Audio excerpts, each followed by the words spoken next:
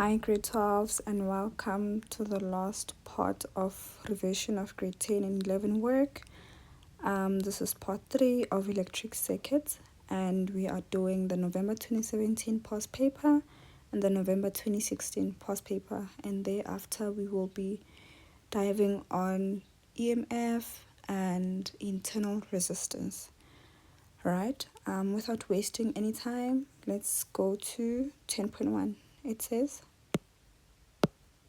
the circuit below consists of 6 ohm and 15 ohm resistor connected in parallel and an unknown resistor R in series.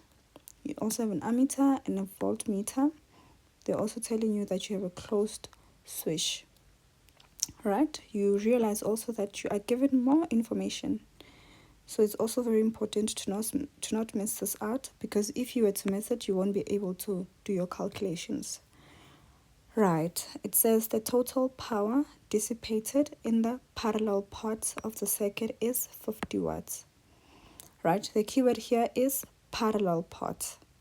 Right, so this will be very applicable to calculating matters relating to the parallel combination. Right, we go to our questions. 10.1.1 says define the term power. I won't be writing that down. It's the rate at which work is done or the amount of energy transferred.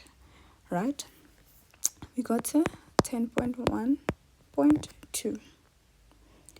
It's looking for effective resistance of the parallel combination.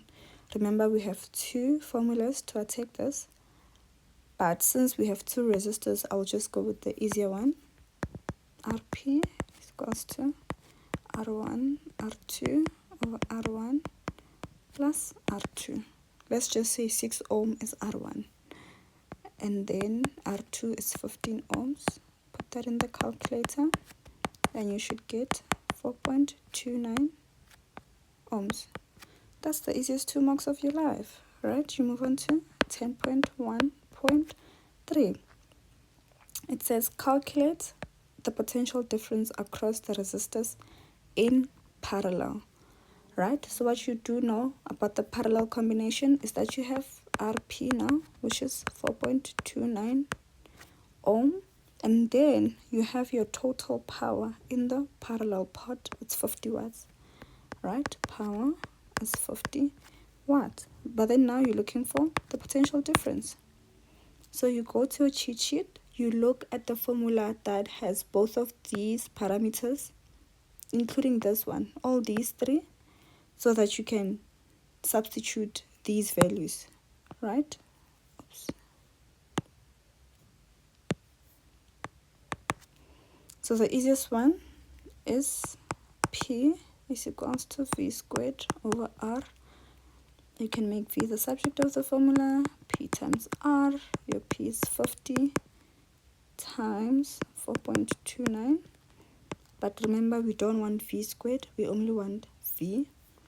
Put that in the square root.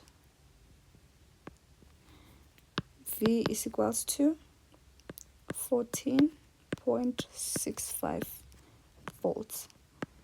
So that would be your answer for 10.1.3. It's as easy as that. 3 marks in the bag. Right, let's go to 10.1.4. It says calculate the current through resistor R. Remember, with resistor R, we don't know the value of resistor R. We also don't know the voltage of resistor R, but we can use this parallel combination to find the current that passes through there. Remember, characteristics of series circuits, the current that passes through the parallel combination will be the same current that will pass through here. So the calculations that we'll make now will include the whole entire parallel combination and not just an individual resistor. What do I mean by that? Since we have Rp, remember we calculated it to be 4.29 ohm. We also have potential difference of the parallel combination, which is 14.65 volts. we don't have the current. So what we do, we use Ohm's law to calculate the current of the parallel combination, because we know that the current of the parallel combination is the same current that will pass through resistor R, which is what the question is asking, right? That would be V over R. Remember, I just manipulated it. Your voltage was 14.65 over 4.29. Therefore, your I should be 3.41 amps. And you are done with 10.1.4, just like that. You move on to 10.1.5. Let's combine it.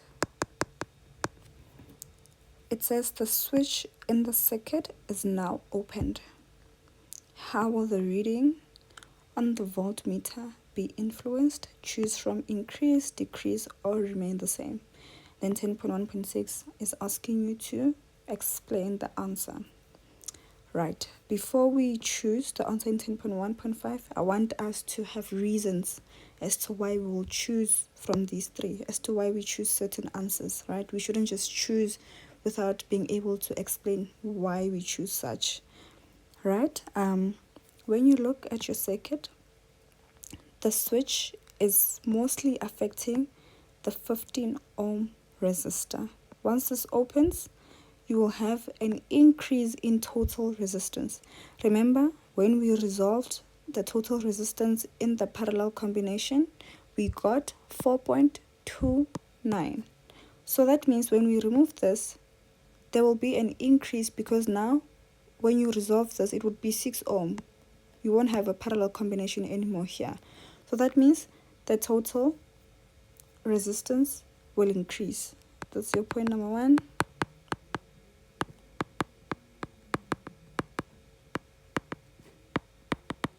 Will increase. And remember, from Ohm's law, resistance and current are inversely proportional. So when resistance increases, that means your current will decrease. Right? But the question is asking for you to substantiate why or how the reading on the voltmeter will be influenced. So you just generalized at first. Now we are coming this side, because this voltmeter is measuring the voltage on resistor R. Remember, R is not a rheostat, it's constant. So you can put that down to say resistor R remains constant. Or you can say the resistance, or the resistance in R is the same. And then remember that current will decrease. So when current decreases, potential difference also decreases, because they are directly proportional.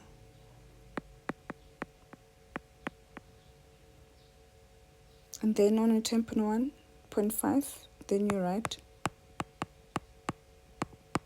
decrease. And then you're done with the first part of the question. You're moving on to 10.2. 10.2 says a geyser labeled 2000 watts. Okay. What is watts? Watts is power. Power. 2000 watts is used for an average of 5 hours per day. The cost of electricity is 80 cents per kilowatt. Right, let's see what 10.2.1 is asking. It says calculate the energy used by the geyser for 5 hours per day. Energy, that's your work. We're looking for work. And then changing time. Remember, changing time is measured in seconds when you deal with work and with power. Right, now we go back to our conversion. Hours, minutes, seconds.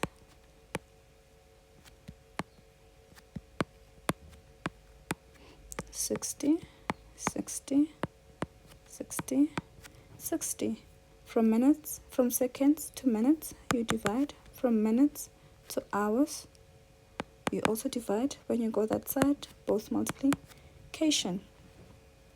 And you have 5 hours. Let me just remove that for now.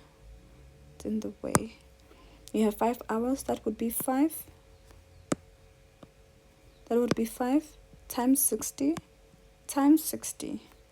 So when you put that in the calculator, that means your change in time will be 18,000 seconds. Your power was 2,000 watts, and then you are looking for work. You go again to your cheat sheet, look for the formula that is most appropriate to accommodate these parameters. You can resolve that. P is equals to change in time. That's 2,000 times 18,000. That's a very big number. It's a scientific number. And then put that in the calculator. And you are done. You have 4 marks now. We move on to 10.2.2. Let's see if I can just squeeze it in here. Right. It says calculate the cost of electricity to operate the geyser for a month with 30 days. Remember, cost deals with kilowatts per hour. So that means you will need to convert your 2,000 watts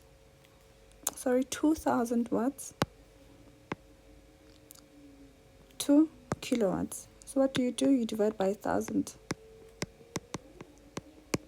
It's equal to, you're gonna get 2 kilowatts, right? And then, okay, I think I'm defeated. Power 2,000 divided by 1,000 equals to 2 kilowatts. Remember now, time is already given in hours, which is 5 hours. Remember, they want it for 30 days. And then the cost of electricity is 80 cents per kilowatt. Therefore, cost is equals to price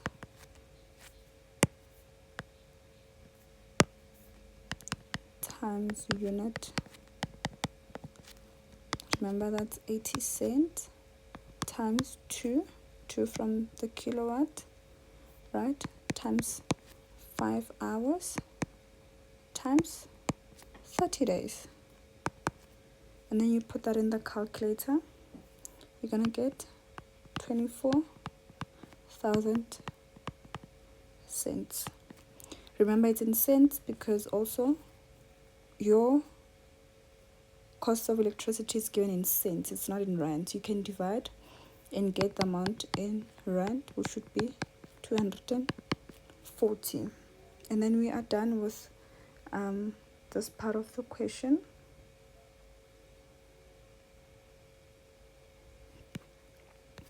Moving on to the 2016.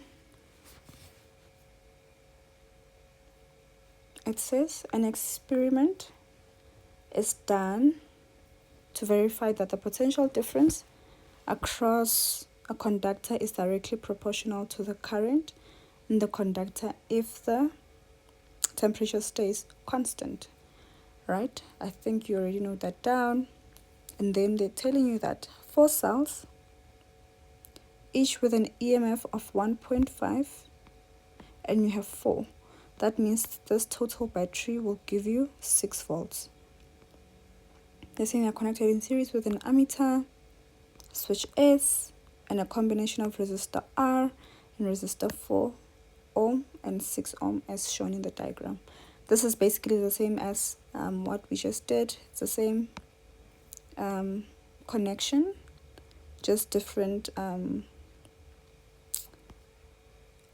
resistance, right? Voltmeters V1 and V2 are connected across the battery and the parallel resistors respectively. The internal resistance, okay,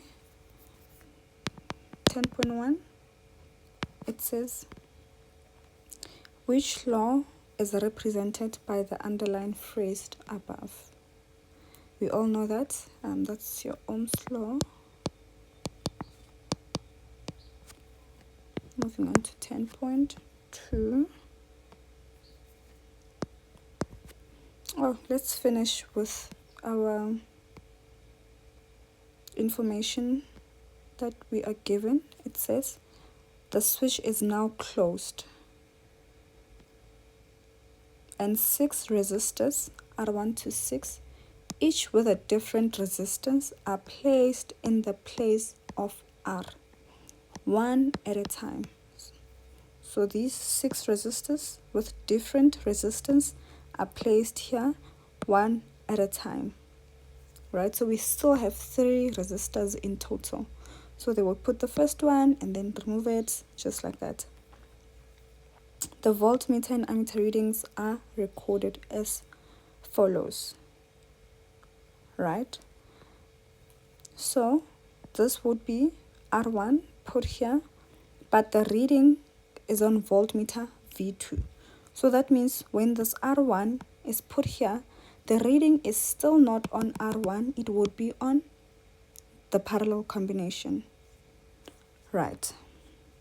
10.2 says use the attached graph paper and draw a graph of potential difference versus current using the data in the table.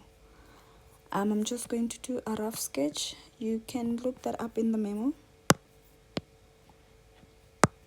because I'm not going to be able to draw it to scale. You have your current A and then potential difference V. I should start here. Right, the graph is 4 marks and you get a mark for drawing the straight line. You get a mark for labeling your axis, and then you get a mark for plotting correctly, right? Let's just show you. Let me just show you.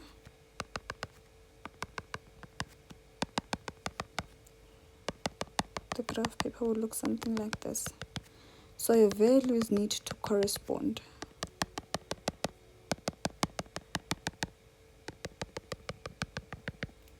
Right? Let's start here. The reading on the ammeter, 0.5. And then it should correspond with the reading on voltmeter. And then you'll put 1.2. And then you would have 0.6. It should correspond. That would be 1.4. You just do it like that. And then you'll get your full 4 marks. Right? Moving on. 10.3. It says, what does the gradient of the graph represent? The gradient of the graph, remember, represent the resistance, right? When you use this, remember we've done it before, right? You can say plus C.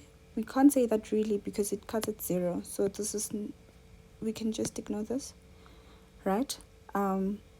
This part, we have to be specific to say is the resistance of the parallel combination. The reason why we say that, remember this R changes. We have these 6 resistors. R changes, and so we can't say it's just the resistance because R is changing. And remember the resistance stays constant, right? This resistance here in the graph will be constant, so hence we say the resistance of the parallel combination.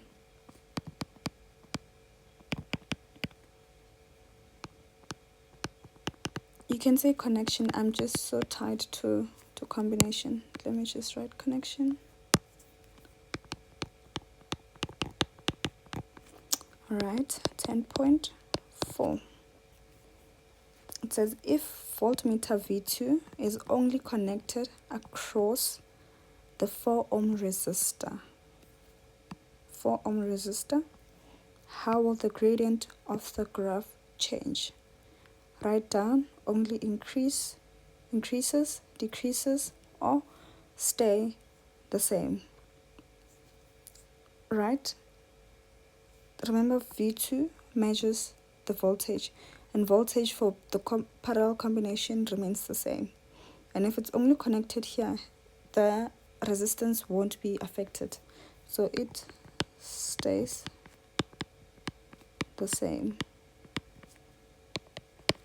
Then we move on to 10.5. If the 4 ohm resistor is removed, how will the gradient of the graph change? Write down only increases, decreases, or stay the same. This will increase because remember, the parallel combination decreases the total resistance. So when now the 4 ohm is removed, that means we won't have a parallel combination anymore, like I said in the previous question. Therefore, it will increase. Right, moving on to 10.6. This is 5 marks. That means you have a lot of calculations to do. Right, it says calculate the resistance of resistor R3 using the values in the table. These values, what you know about this is that the total amount of battery or the EMF or the potential difference from this battery is 6, because remember you have 4 cells each with 1.5 potential difference, which can be written as 6 volts. So you can say your V tot is 6 volts. Right. They say resistor R3. Remember, this is the reading on voltmeter V2 here. Right? So because you have the total voltage, if you know the reading on this voltmeter, that means whatever that remains is the voltage that will go there. Because resistors in series share voltage, right? Voltage will be the same here, but you will need to subtract to get the voltage in R, right? Therefore, the voltage in R would be 6 volts minus, remember, we have 1.9 volts. Therefore, the voltage that will pass here is 4.1 volts. Right, but that's not what the question wants. It wants the resistance. Right? What you know is that the current is the same in series circuits, right? The current that will pass here is the same current that will pass there.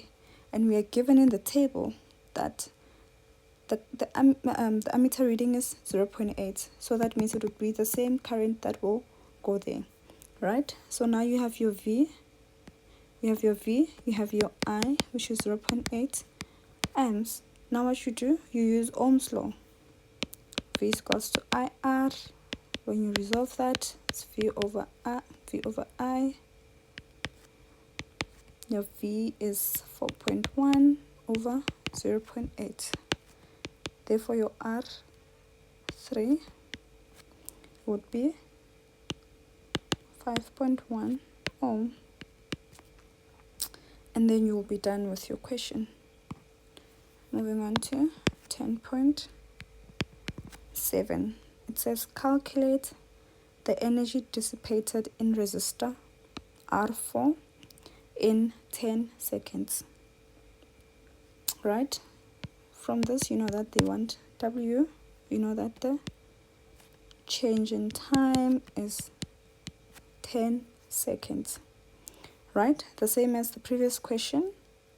We can calculate V R4, which will be the total voltage, which is 6 minus, we check, you have 2.4. That means the voltage that will pass in R4 would be 3.6 volts. From then on, we can calculate the resistance of R4 using Ohm's law. Remember, we use the same current, which is 1, and your voltage was 3.6 over 1, which is the same as 3.6 ohms. And then the question wants your work, right? You check your formula sheet, and then this is the most appropriate formula we have because it embodies all the parameters we have. And then you put your 3.6 squared times 10 seconds over 3.6, and then your final answer would be 36 joules. And then that marks the end of the 2016 past paper. Feel free to pause, go through the videos at your own pace, and if you have any questions that you would like me to address, feel free to put that in the comment section or to send me an email. I'll put the email address on the description box. And I hope you enjoyed, and see you in the next video.